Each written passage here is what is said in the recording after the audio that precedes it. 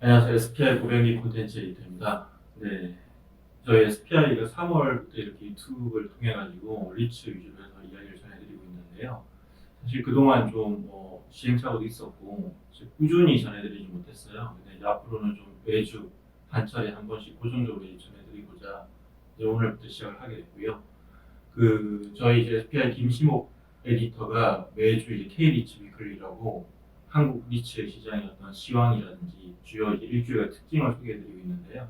사실 이게 뭐 리츠 시장이라는 게 일주일 단위로 변하는 게 이게 크지 않을 수도 있고 또 아직 한국 리츠 시장이 작기 때문에 이슈가 많지 않을 수 있지만 그래도 지금과 같이 어떤 변동성이 큰 상황에서는 사실 이제 일어난 이슈들을 좀 실시간으로 전해드릴 필요도 있고 그리고 저희도 고정적인 어떤 이제 그 독자들과 만날 수 있는 콘텐츠를 좀 계속 늘려갈 차원의 시작을 하게 되고요. 오늘부터 시작을 하도록 하겠습니다.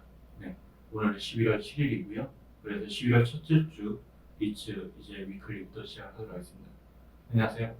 네, 안녕하세요. 김시목 에디터입니다. 네.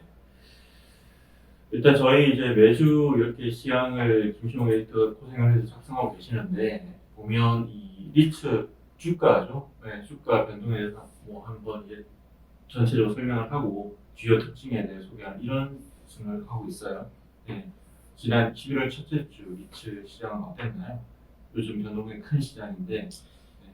그렇죠. 일단 그 10월 마지막 주 전까지 거의 2달 가량을 마이너스 흐름을 이어오다가 주간 단위 기준으로 그러다가 이제 지지난 주에 이제 플러스로 2달 만에 전환을 했어요. 근데 다시 지난 주에 마이너스 수익률을 기록했습니다. 이게 뭐 당연히 준 이벤트라던가 호재라던가 이런 게 없는 상황에서 뭐 반등 역시도 이제 기술적 반등이라는 평가들이 되게 많은데요. 지난주에도 뭐 마이너스 전환한 것 자체가 사실 폭이 크진 않아요. 근데 여러 상황들이 안 좋은 뉴스들이 되게 많았죠. 일단 그 미국 연준에서 자이언트 스텝 단행하면서 근데 사실 그 자체는 예정된 수준이기 때문에 큰 영향은 없었다고 보는 게 맞고요. 근데 이제 파웰 의장이 그 금리를 올리면서 동시에 뭐 내년 상반기 혹은 내년 안에 당초 예상했던 4.56% 정도의 금리 고점 수준을 5%까지도 올릴 수 있다라는 점을 시사하면서 시장이 되게 불안감이 확대됐었죠. 근데 결과적으로 지난주에 그렇게 주가가 크게 빠지진 않았어요. 뭐 다양한 이유가 있겠지만 일단은 국내 리츠 같은 경우는 주가가 그동안 거의 폭락 수준으로 빠지기도 했고 그래서 전반적으로 보면은 한 1% 조금 넘게 지난주에 빠졌거든요. 근데 이게 보면은 18개 위탁 관리 리츠 중에 2개의 낙폭이 되게 컸어요. 롯데리츠랑 그 미래에셋 글로벌 리츠. 2개를 빼면은 거의 일주일 전과 비교해서는 거의 보합 정도로 보시면 될 것 같고요. 어쨌든 이 파웰 의장이 남긴 이제 5%까지 상승할 수 있다는, 올릴 수 있다는 이 여지를 남기면서 뭐 앞으로도 계속 변동성이라던가 불확실성이 상존할 수밖에 없는 그런 상황이 이어질 것으로 보이고 있습니다. 이제 간단하게 이제 K-리츠 위클리 10월 28일부터 11월 4일까지죠. 네. 김시목 에디터가 이제 브리핑을 해주셨는데 이게 어쨌든 이 주가 수익률이라는 건 그냥 단순 주가 상승할 이걸 그렇죠. 네. 그거를 18개 리츠의 일주일 단위의 그 주가 변화를 평균화한 거라고 보시면 되고요.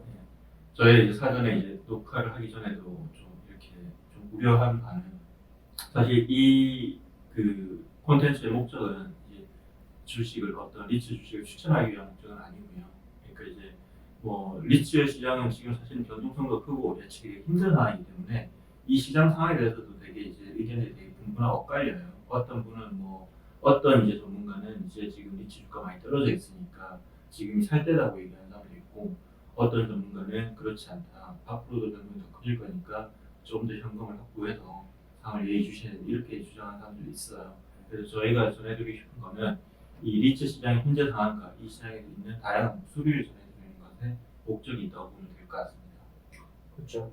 일례로 뭐 지난주에 장중에 그 경고하던 신한 알파 리츠가 장중에 8%까지 떨어졌다가 하루에 네, 좀 회복하긴 했지만 많이 회복했죠. 근데 뭐 그런 거 하면은 뭐 2,000원대를 찍었었던 NH 오런 민츠 같은 경우도 장중에 막 5, 6% 올라가고 이런 내부에서도 이게 뭐 사실 정확한 이유나 배경을 알 수 없는 약간 주가 흐름 이런 것들이 나타나고 있기 때문에 뭐 저희 역시도 뭐 이게 뭐 이러한 이유 때문에 100% 이러한 결과가 나온다, 이런 주가 형성이 된다라고 말씀드리기는 되게 어렵기도 하고 조심스럽죠.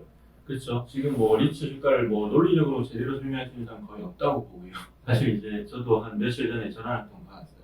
이게 뭐 오은영사 대표님인데 한 달 전에 이제 ESR 캔들스퀘어 리츠 샀다고 하시더라고요. 그래서 사실 이제 한 달 이 간격을 시간을 두고 보면 ESR 캔들스퀘어 리츠 되게 많이 빠졌어요. 그렇죠. 그래서 그거에 대해서 이제 어떤 이제 합리적인 이유가 있냐고 질문을 하셨는데 사실 뭐 저 개인적인 생각도 그렇고 주변에 다른 분들 여쭤봤지만 그걸 합리적으로 설명하시는 분이 많지는 않더라고요. 지금 시간 딱 그런 것 같아요. 네.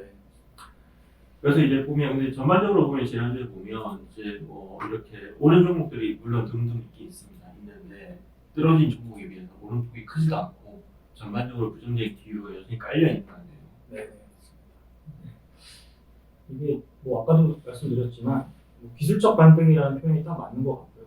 이게 왜냐면은 방금 말씀하셨던 ESR 캔들스퀘어 리츠처럼 되게 견고하다고 생각했던 펀더멘털도 되게 우수하다고 생각했던 리츠들이 주가가 많이 그렇게 급락하니까 이게 아무래도 이게 뭐 더 떨어질지 더 올라갈지 뭐 이런 것도 사실 가능하기 힘들고요. 근데 최근에 보면은 이제 ESR 캔들스퀘어 리츠 같은 경우는 분명히 이슈가 있긴 하죠. 내년에 차입금 4천억 규모 정도 차입금 리파이낸싱이 예정돼 있는데, 근데 뭐 그것만 가지고 지금 당장 주가가 이 정도까지 떨어지는 게 합리적이냐라는 부분에 있어서는 많은 분들이 좀 의아해하는 그런 분들이 있죠.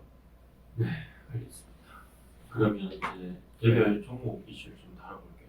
네. 사실 이제 제일 큰 이슈가 지난주에는 미래에셋 글로벌 리츠였던 것 같아요. 근데 뭐 사실 미래에셋 글로벌 리츠는 올해 뭐 몇 차례 좀 이렇게 시장에서 화두가 됐던 적이 있어요. 결국 이제 자산 편입을 위한 위증인데 네. 이거에 대해서 시장에서 되게 보는 시각이 되게 부정적인 것 같아요. 네.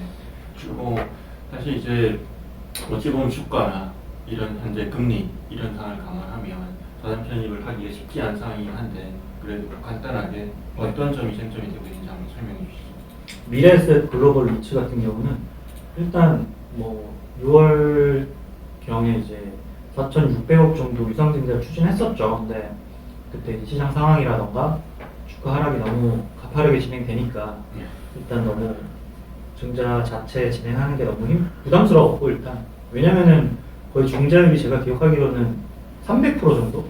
그러니까 기존 시가 총액과 새로 증자 통해서 조달하는 규모가 거의 3배 가까이 차이가 나는. 시총보다 3배가. 네, 그러면은 이제 당연히 네. 기존 주주 입장에서는 부담이 되게 클 수밖에 없고. 주주 가치가 희석이 되겠네요. 그렇죠. 엄청 많이 되는 건데. 근데 어쨌든 그 당시 때 이제 취소를 했었는데, 그 증자 계획을 처리를 했었는데, 이제 그 중에 11개 당시 아마 자산을 편입하려고 했었는데, 미국이 이제 물려서요.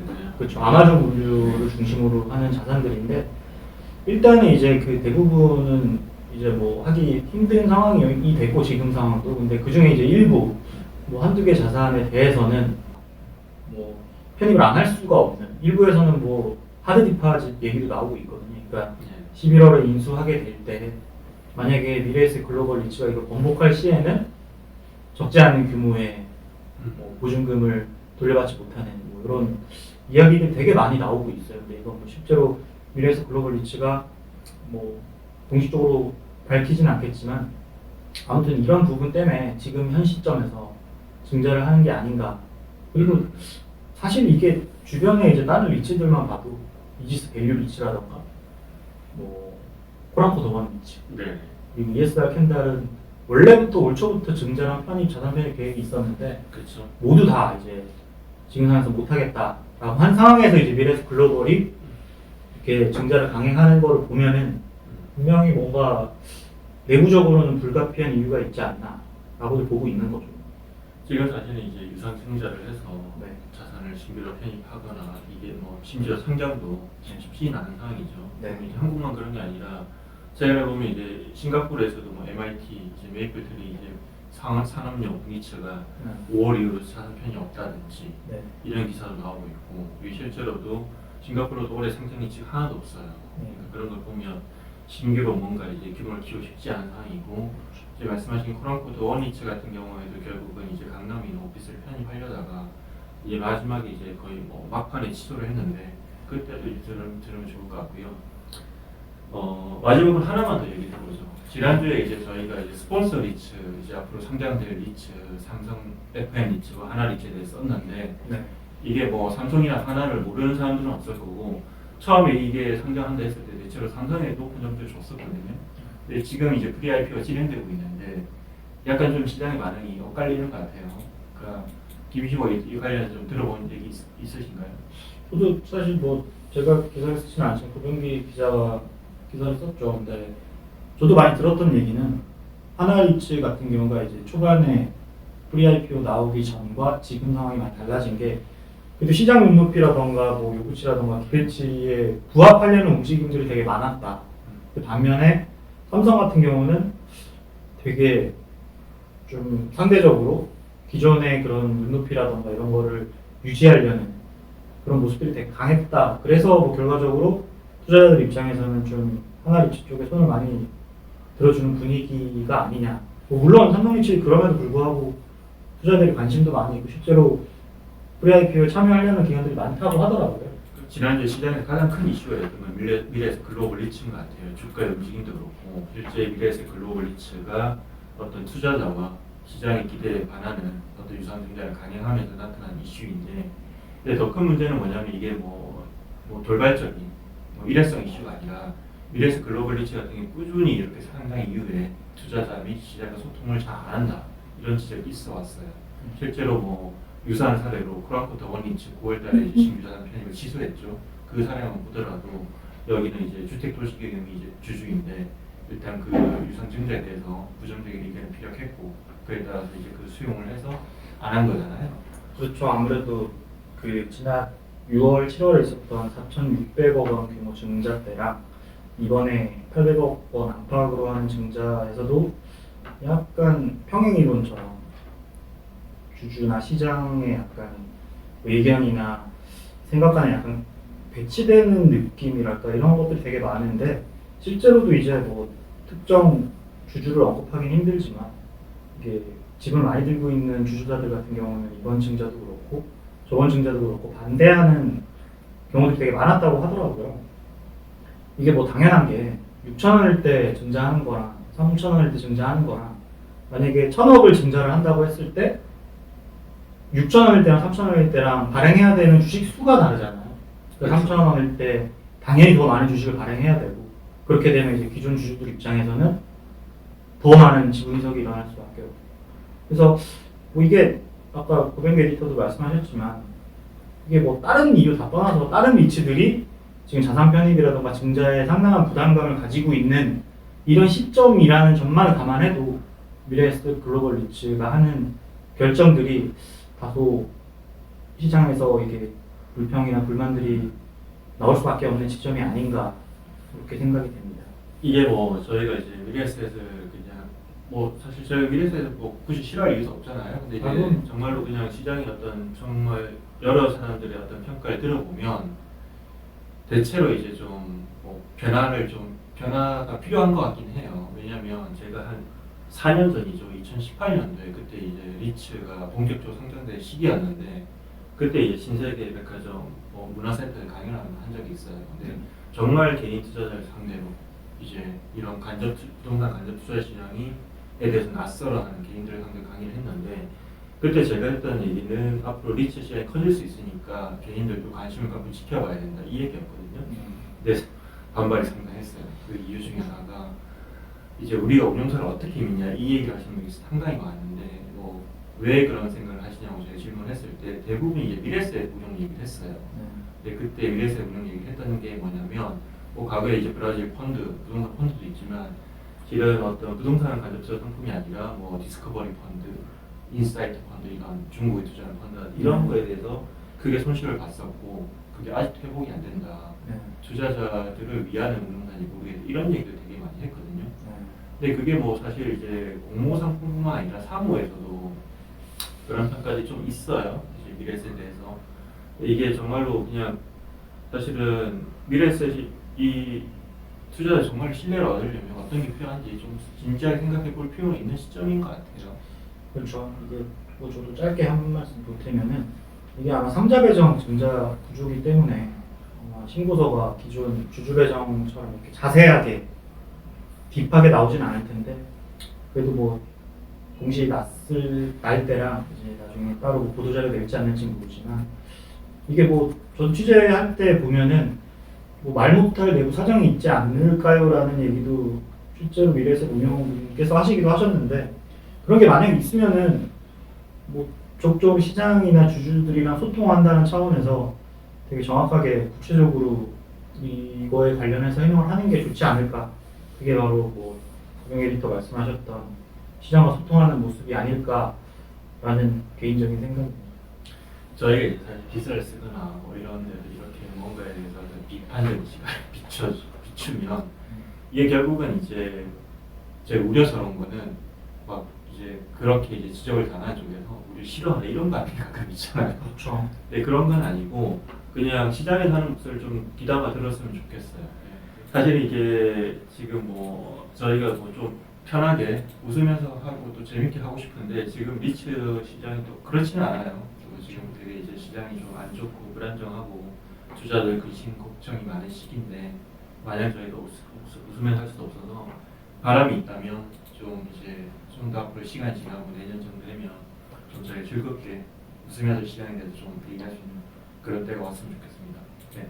오늘 첫 시간 저희 부족한 점도 많을 텐데 일단 계속해서 개선해서 좋은 내용 전달해 드릴 수 있도록 하겠습니다. 고맙습니다.